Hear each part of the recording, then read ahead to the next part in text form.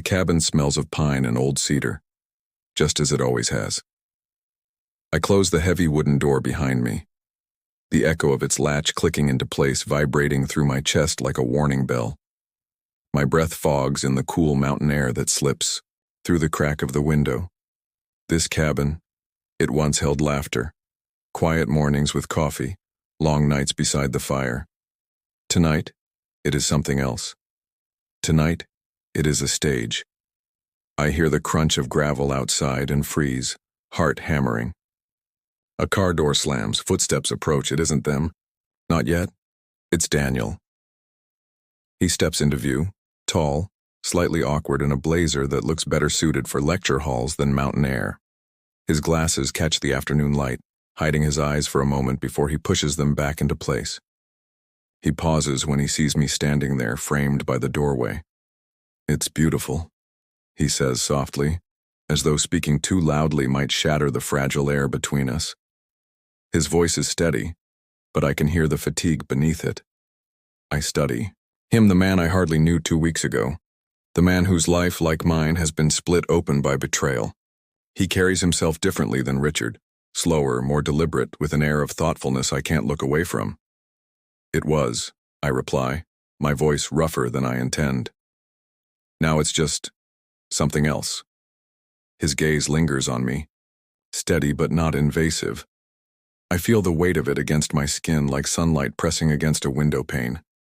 Something shifts in my chest, unexpected and dangerous. We don't touch. We don't even step closer. But in the silence that follows, something almost tangible hums in the air. Daniel clears his throat, breaking it. I stopped at a market in Aspen, brought some food. I wasn't sure what we'd need. He lifts a bag in his hand like proof of his usefulness. Practical, grounding. I nod, relieved. Good thinking. Inside, the cabin feels smaller with him in it.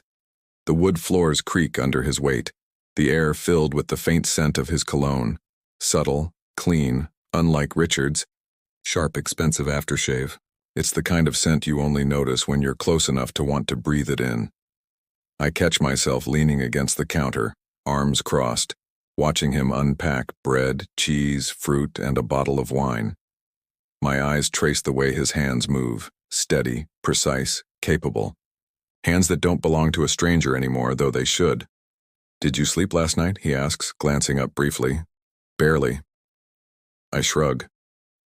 Every time I closed my eyes, I kept seeing them here, sitting on that couch, laughing in this kitchen, touching things that aren't theirs to touch.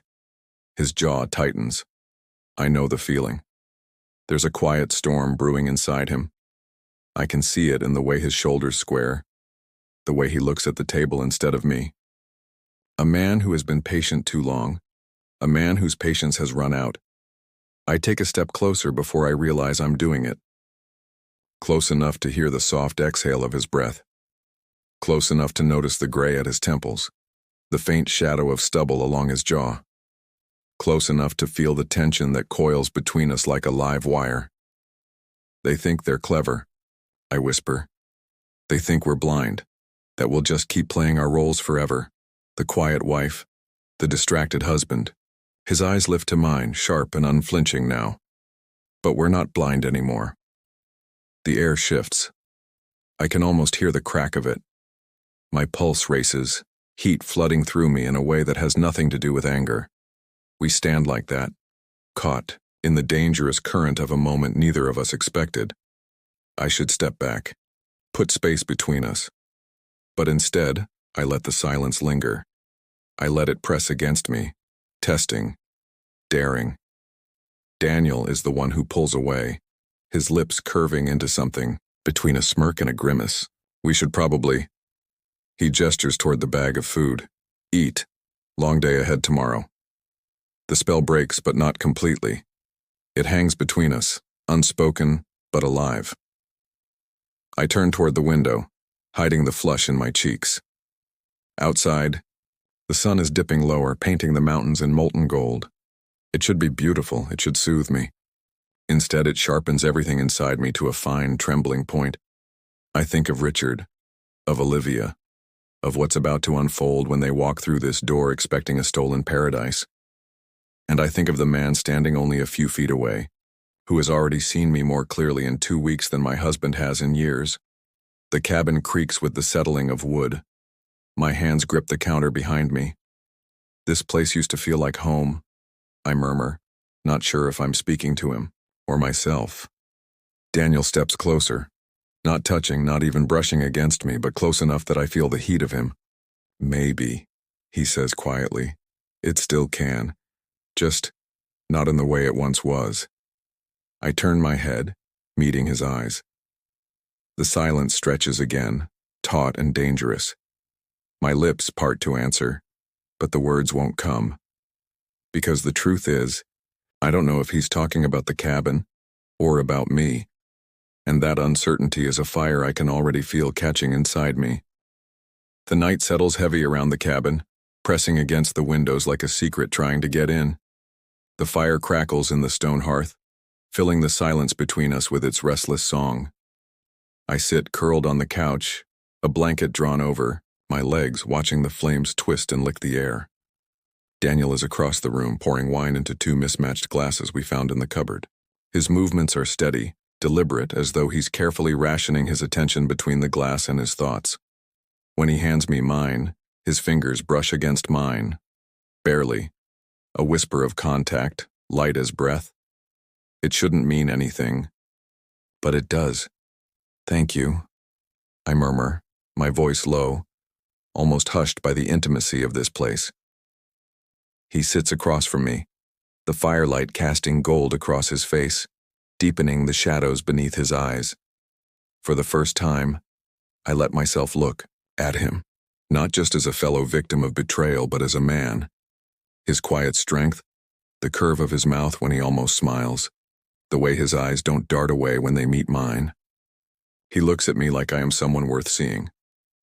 We drink in silence for a moment, the wine warm on my tongue, loosening the tightness in my chest.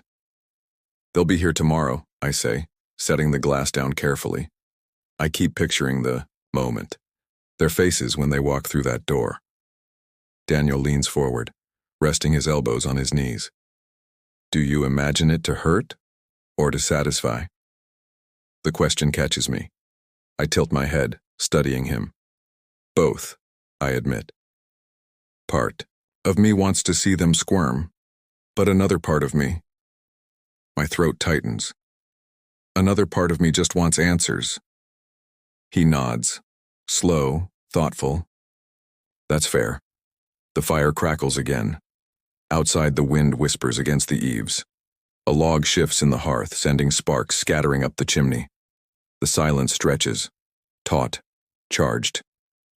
You know what's strange? I say suddenly, surprising even myself. I don't feel as broken as I thought I would. Angry, yes. Betrayed, absolutely. But also, alive. More alive than I have in years. Daniel's gaze sharpens on me. Because you're finally not invisible anymore. The words hit me like a struck bell. My lips part, but no sound comes out. Invisible. Yes, that's exactly what I've been. Richard's wife. Ethan's mother. A woman who smoothed edges, made peace, kept everything tidy. A woman who was easy to forget. And Daniel sees it. He sees me. I take a long breath, steadying myself. What about you? What do you feel? His eyes soften, a flicker of vulnerability flashing there. Relieved. I've spent years waiting for Olivia to love me again. Years telling myself it would change. It won't. Seeing her for who she is, it's like finally putting down a weight I didn't know I was carrying. I swallow hard. His honesty cuts deeper than any false comfort could. The fire shifts again, flames flaring brighter for a moment, throwing us into stark relief. He sits only a few feet away, but the space between us hums like a live wire. I lean back, trying to ease the intensity. Funny, isn't it? We came here to expose them, and instead we're exposing ourselves. His mouth curves into the faintest smile. Maybe that's the real confrontation. I laugh softly, shaking my head. The sound feels strange, almost rebellious in this cabin that was supposed to be a shrine to betrayal. The wine glass slips slightly in my hand, and Daniel reaches instinctively, steadying it before it can spill. His fingers close over mine for the briefest moment. Warm, firm, too close. We freeze. The air thickens around us, pressing down until I can barely breathe. My skin burns where his hand touches mine. I should pull back. I should let go. But I don't. Neither does he. Our eyes meet and the silence turns electric. Every nerve in my body screams at the nearness of him, at the possibility trembling in the narrow space between what is and what could be. He leans in slightly, not enough to cross the line, but enough to make me feel the weight of his choice. Enough to make me wonder if I'll be the one to bridge the gap. "Vanessa," he whispers, my name low and rough in his throat, carrying more meaning than I'm prepared to hear. The fire pops, startling us both. He pulls back abruptly, his hand releasing mine, leaving my skin colder than the night air outside. I force a shaky breath, clutching the blanket tighter. My pulse races, my thoughts scatter. I want to blame the wine, the firelight, the loneliness.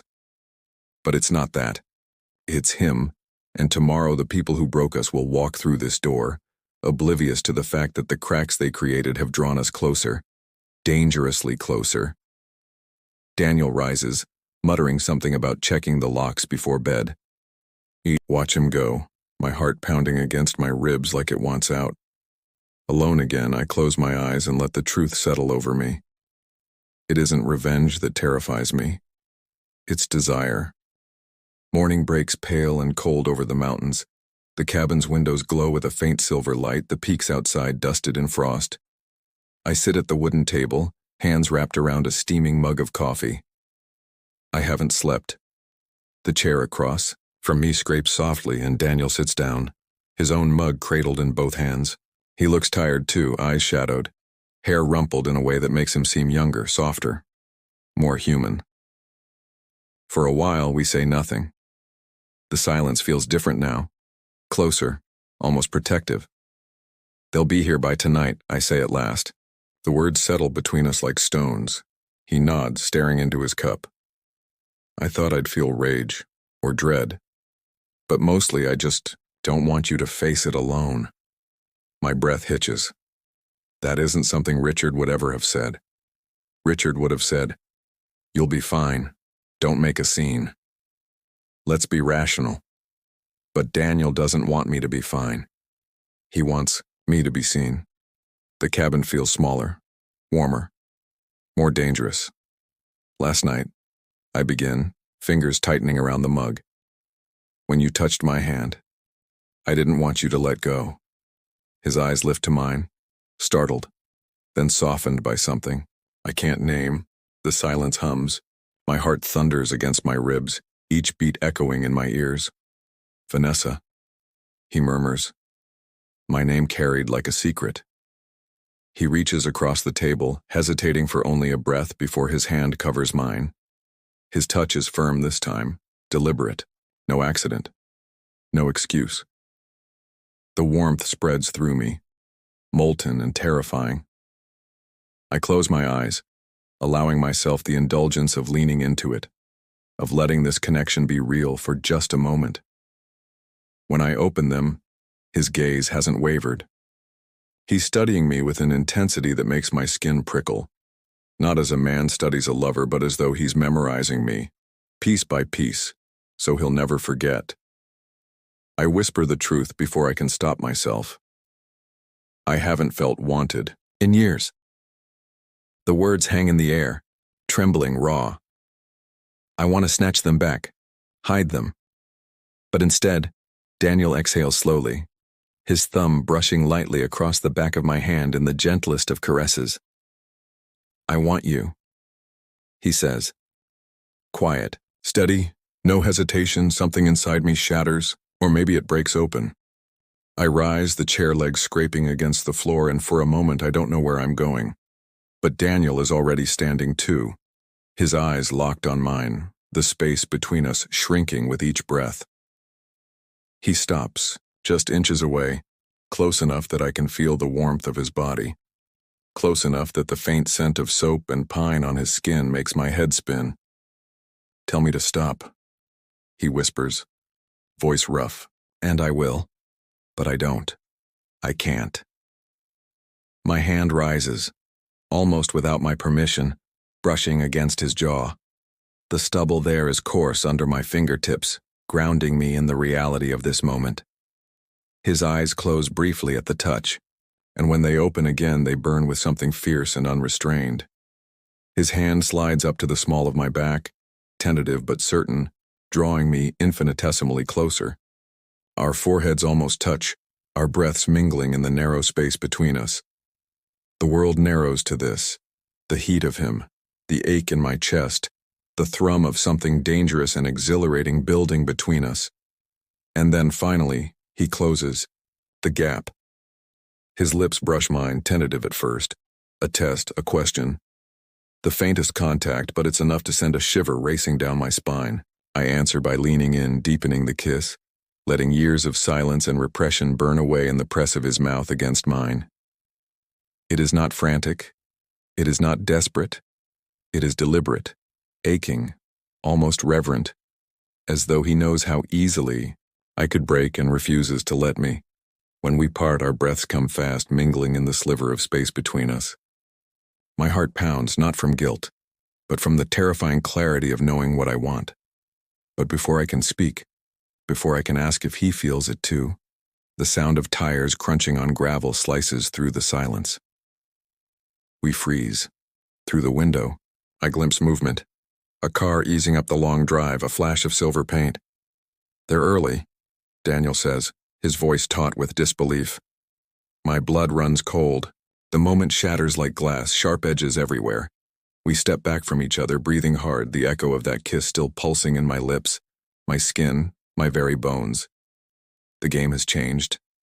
And now, it's about to begin. The sound of car doors slamming echoes up the mountain air like thunder. My breath stops. Through the cabin window I see them. Richard's familiar stride, confident, rehearsed. Olivia beside him, her laugh a knife I can hear even through the glass. They're carrying overnight bags, walking toward the door like two people stepping into a fantasy. I stand frozen in the center of the living room. Every nerve in me hums with fury, with anticipation, with something dangerously close to fear. Daniel is at my side, his jaw tight, his eyes locked on the door. His hand brushes mine, barely there, but the weight of it steadies me. It feels like armor. The key scrapes in the lock. The knob turns, and then, surprise. My voice cuts the silence first, low and sharp. The door swings open, and they stop dead. Richard's face drains of color. Olivia's bag slips from her shoulder, thudding to the floor. For a moment, no one speaks. The only sound is the wind rattling the eaves. Richard tries first, his voice brittle. "Vanessa, what are you doing here?" I take a step forward, my eyes fixed on him. "That's funny. I was about to ask you the same thing." "Beside me," Daniel speaks, his tone controlled, lethal in its calm. "Hello, Olivia." She flinches, her perfect composure cracking. "Daniel, this isn't—" "Don't," he interrupts, his voice sharp enough to cut. The air in the cabin is suffocating. The betrayal hangs thick and undeniable, a storm we've been waiting to unleash. I move closer to Richard. He won't meet my eyes. All those late nights, all those lies, and this, our cabin, our memories. You brought her here? His lips part, but no words come out. For once, Richard Reeves, the man who always has an answer, is silent. It should feel like victory, but instead it feels like ashes. I turn away from him, my chest tight, my vision blurring, and that's when I feel it.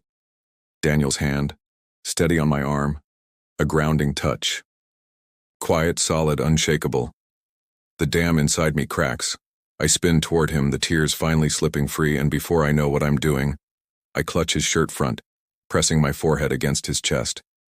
His arms come around me instantly, instinctively, pulling me in as though he's been waiting years to hold me.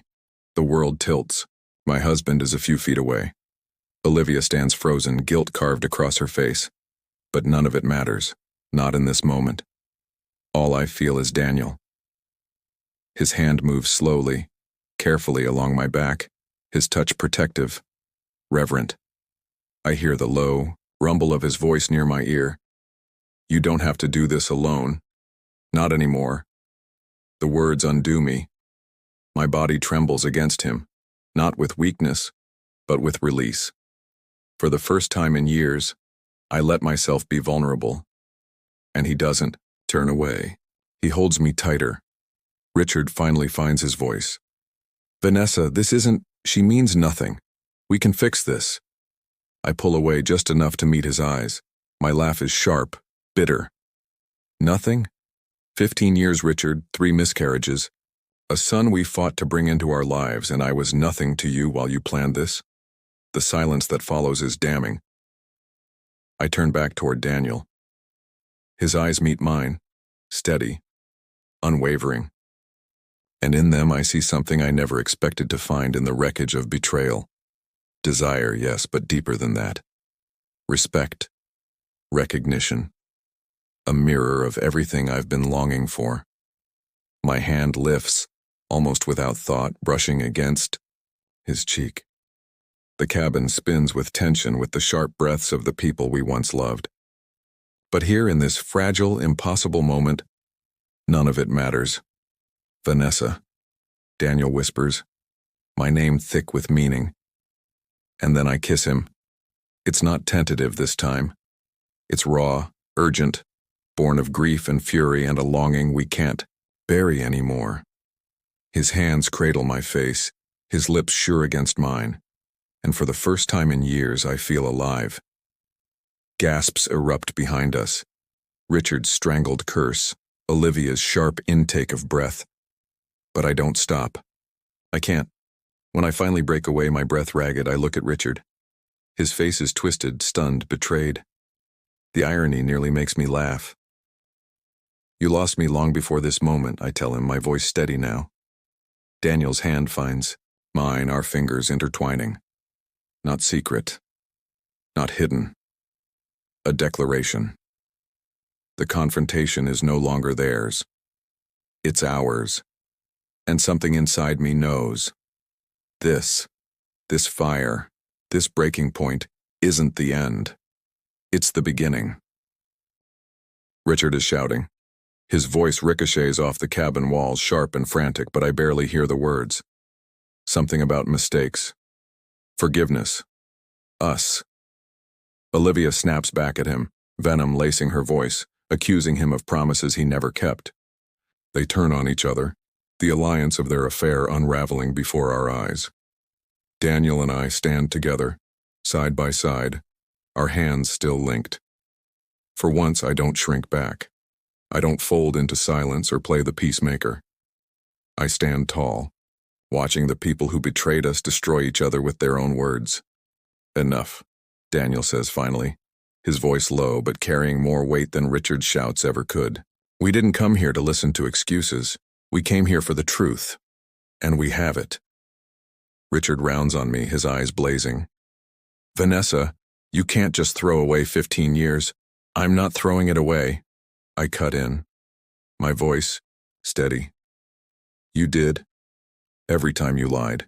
Every time you chose her over me. You ended this, Richard. Not me. His mouth opens, but nothing comes. He has no script for a Vanessa who won't bend. Olivia tries to step closer to Daniel, her voice softening into something almost pleading. Daniel, we can work through this. We've always... He stops her with a look. Cold. Final. No, Olivia, we're finished. Whatever we had, you buried it long ago. The silence that follows is thick, broken only by the crackle of the fire. For a moment, none of us move. Then Richard grabs his bag with shaking hands, muttering curses under his breath. Olivia hesitates, her eyes flicking between me and Daniel as though searching for some shred of sympathy. There is none. The door slams behind them, and suddenly the cabin is quiet again. I exhale, shaky, my knees threatening to give out. The storm is over. The house that once held my marriage has now held its funeral. Daniel is still beside me, his hand warm around mine. He turns, searching my face. "Are you all right?" The question is simple, but the way he asks it, the way he truly means it, undoes me. Tears blur my vision, but they aren't the same tears as before. They are release, they are freedom. "No," I whisper, my voice breaking. "But I will be." His arms are around me before I can fall apart. He pulls me in, holding me so tightly I feel the tremor of his own relief. I press my face into his shoulder, inhaling the quiet strength of him. And for the first time in years, I feel safe. Not because nothing can hurt me, but because someone is finally here to hold me when it does. We stand there for a long time, listening to the fire crackle, to the echo of the door still lingering in the air. When I finally pull back, Daniel doesn't let go completely. His hands linger at my waist, his eyes searching mine with an intensity that makes my breath catch. "Vanessa," he says softly, "you deserve more than what he gave you. You deserve someone who sees you, who chooses you, every day." My throat tightens, the words I've been starved to hear, spoken not as flattery but as truth. "And you?" I whisper, daring to ask. "What do you deserve?" His lips curve, but it isn't a smile. It's something deeper, a quiet promise. "Maybe we'll figure that out together." The firelight dances across his face, and for a moment I see him not as the man betrayed, not as the professor with tired eyes, but as the man who stood with me when my world fell apart, the man who kissed me when I thought I was unlovable. I lean in, this time without hesitation, and when our lips meet again, it isn't desperation that drives us. It's choice. It's the beginning of something neither of us dared hope for. The key. Kiss deepens, slow and certain, and when we part, our foreheads rest together, breaths mingling. Outside, the night wraps around the mountains, vast and endless. Inside, the cabin feels new again, not a place of betrayal but of rebirth. I think of Ethan, of the life waiting for me back in Chicago. The road ahead is uncertain, messy, uncharted. But for the first time in years, I'm not afraid. Because I am not invisible anymore. Because when Richard walked out that door, he left behind not just his lies, but the woman he never truly saw. And in his place stands Daniel. Steady, present, alive with possibility. I take his hand once more, holding it tightly, anchoring myself in this fragile, powerful beginning. "My life may have ended here," I whisper, glancing around the cabin one last time. But something else just began.